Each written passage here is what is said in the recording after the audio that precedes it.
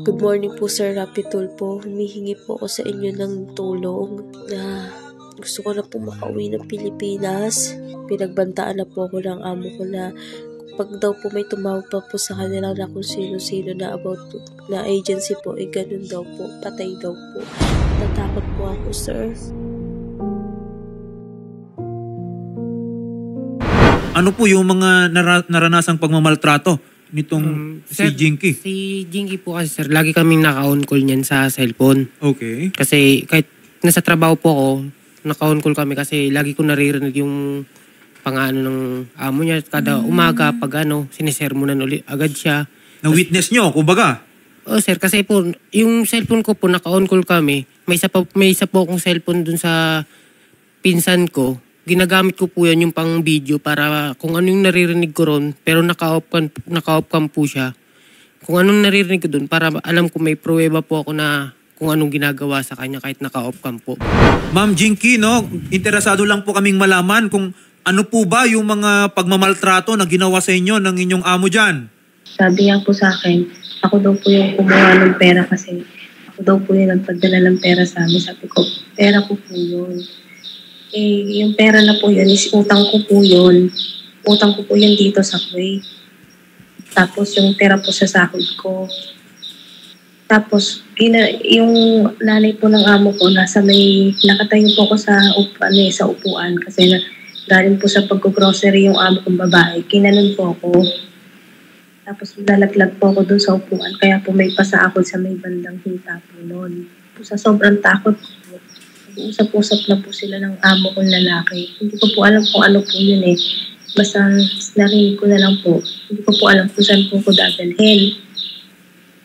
Tapos sa sobrang pong panginginig ko po noon, sabi po ng amo kong babae, sabihin mo na kasi baliw yung biyanan daw po niya. Eh di sabi sa akin, ganito, halika rito, sabi gano'n sa akin, umupo tayo dito. Umupo kami sa may salas po.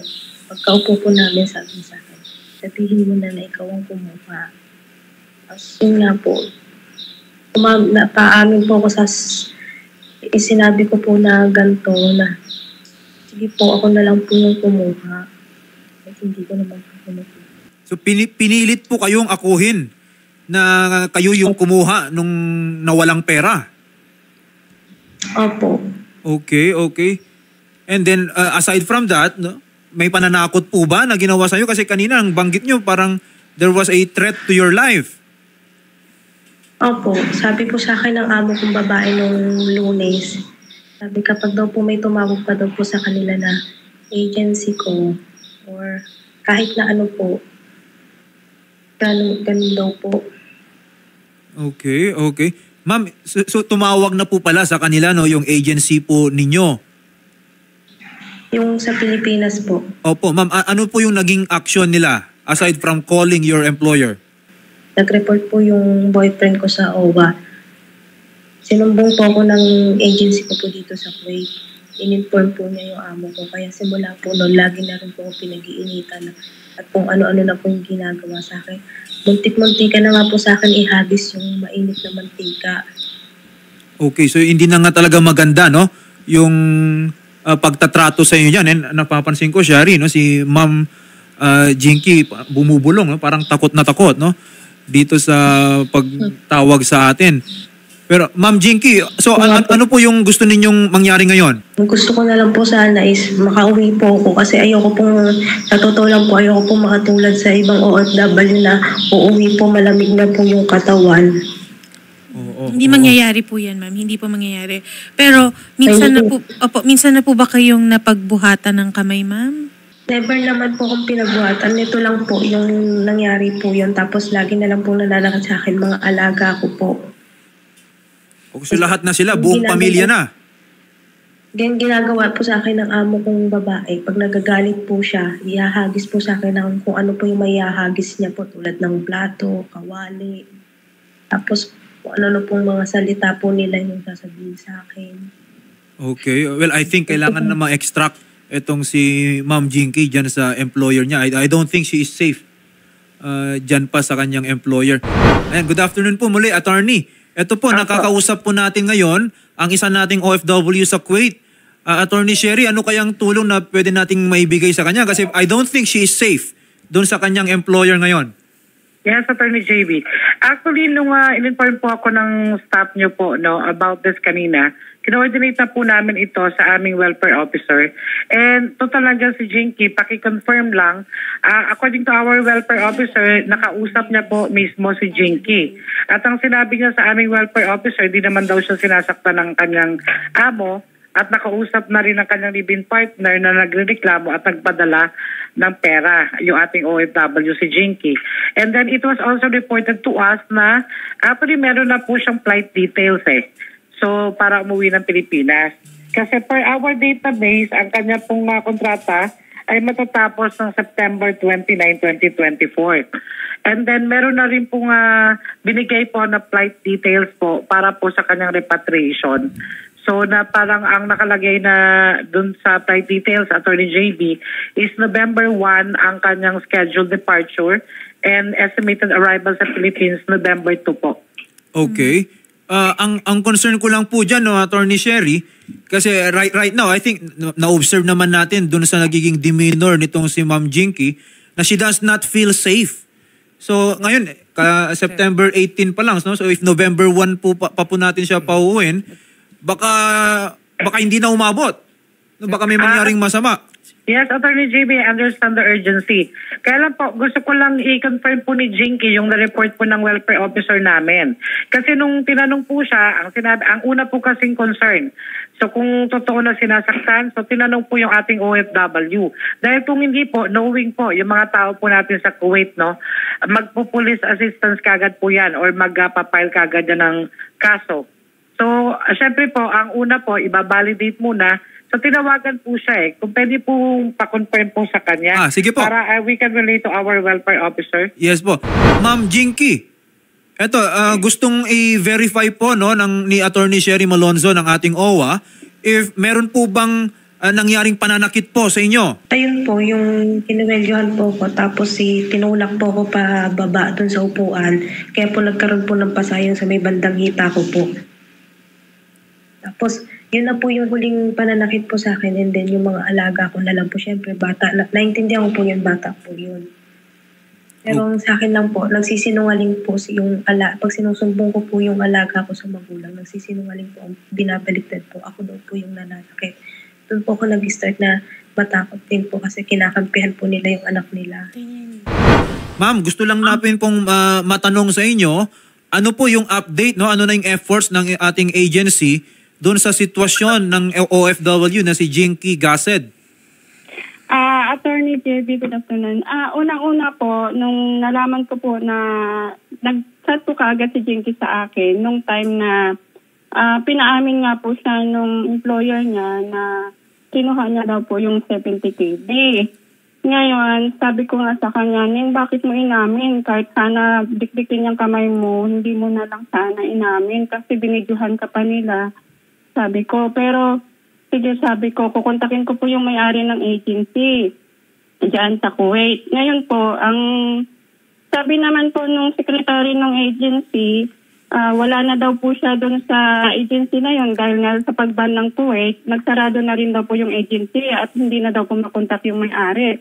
So yung ginawa ko po, kinontak ko po yung MWO, which is nakausap ko po si Attorney Sol Bagsit na humingi nga po ako na tulong sa kanya na kung pwede makontak po yung employer ni Jinky. Binigay naman po sa akin ni Jinky yung number ng employer niya, which is binigay ko rin po kay Attorney Sol yung kay Ma'am Sol yung number na yan. Kinontak nga po yun ni Ma'am Sol.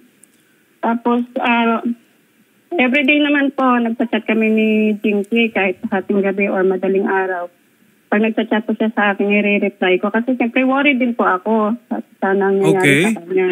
Tapos tinatanong ko nga siya, sinaktan ka ba? Tapos sabi niya, yun lang po ma'am, pinilyuhan lang po nila ako para aminin ko po na kinuha ko yung 70KB.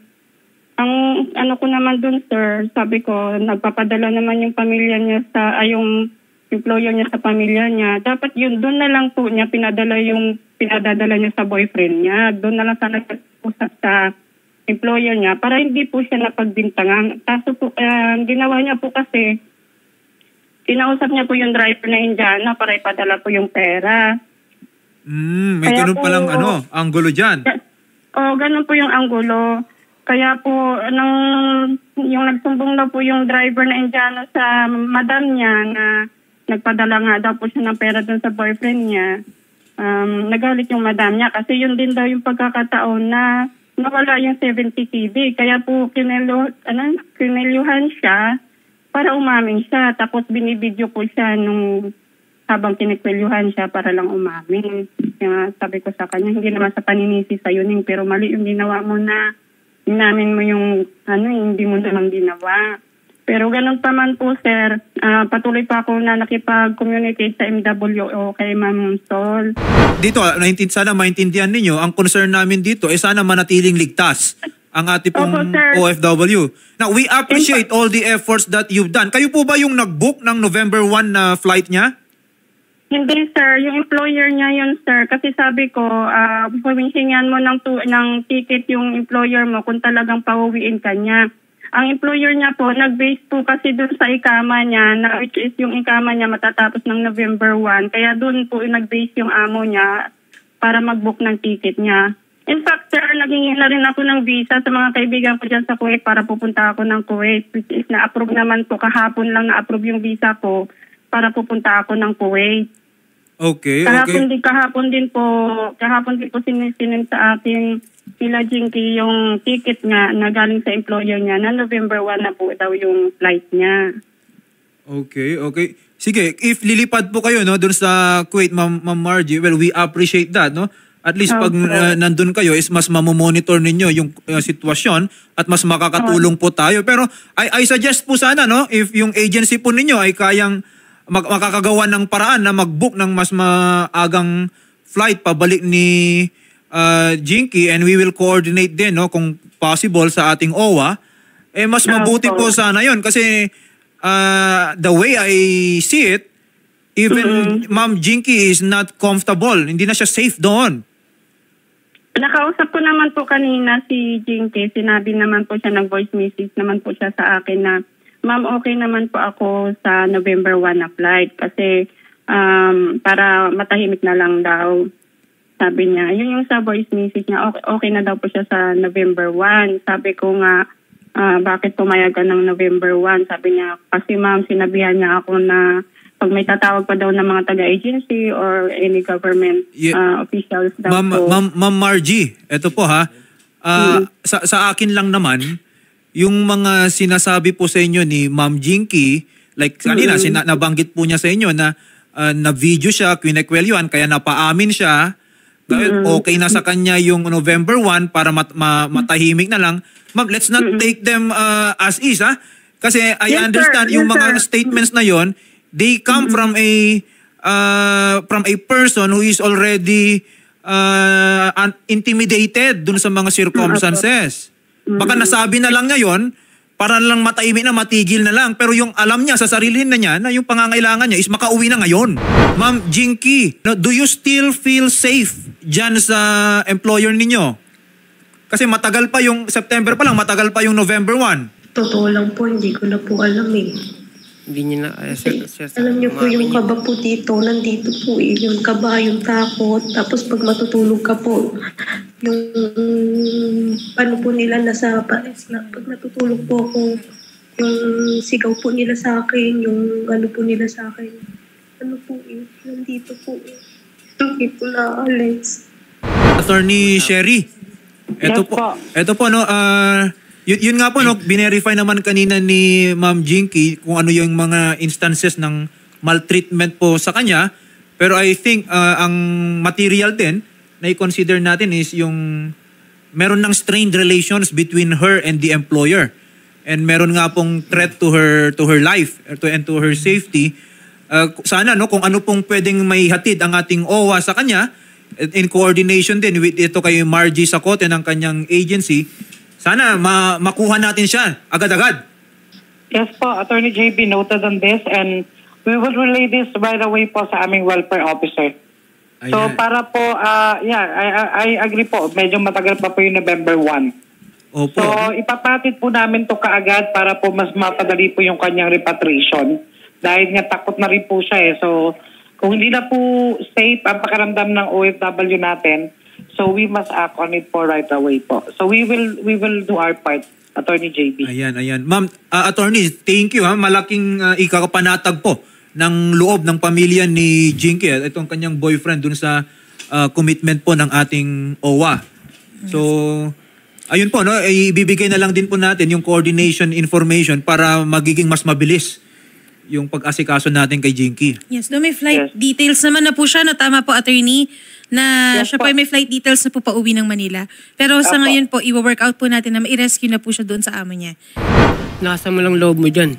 Makakauwi ka rin. Mahirap matulog. Naririnig lagi kang pinapagalit. Pero lasa mo loob mo, makakauwi ka rin. Mahirap yung tipo.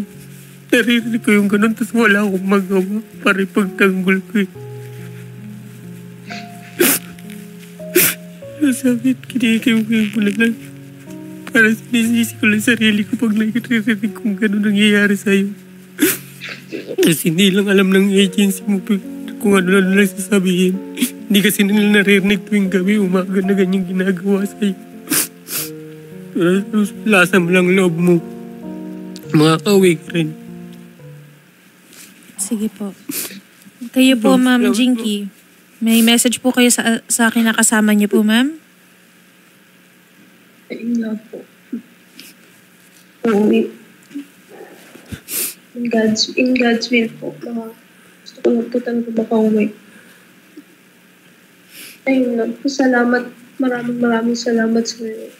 Kasi wala ka eh. Makasumuko na ako. Sumusuko na po kasi talaga ako. Nawawala na po ako ng pag-asa.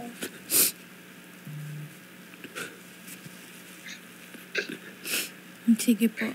Sige, sir, ha? Sige. Ma'am Jinky, may message po kayo ng staff po namin.